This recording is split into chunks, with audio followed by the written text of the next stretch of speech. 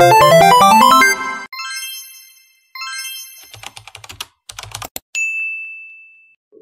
mga kamamshi, and for today's video, isi-share ko lang po sa inyo itong health book ni anak. Nagkaroon kami nito nung nag-start kaming magpa-vaccine sa pedya niya. So, ayan po.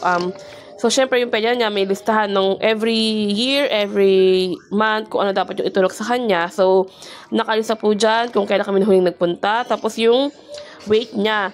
Yun po yung nakakatuwa dahil may listahan din yan kung ano yung weight niya every kami nagpupunta. So, tumatagal is natatagdagan naman. So, thank you talaga. Thank you, Lord. Kasi nga, sabi ko sa inyo before, yung weight niya is only 10. Ang tagal niya mag-12. Pero ngayon, is unti-unti na siya.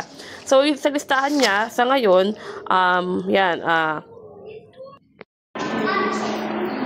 Papa?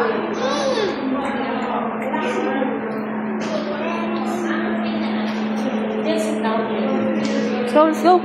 Baka Tito is missing. Where's Tito? Go. Where's Tito? Love you too.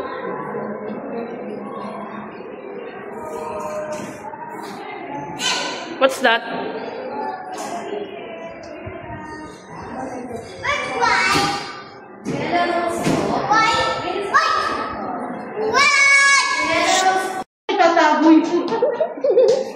Pero happy baby talaga siya, no?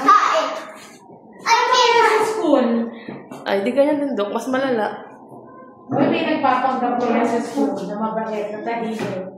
Pagdating sa bahay, ura-urada na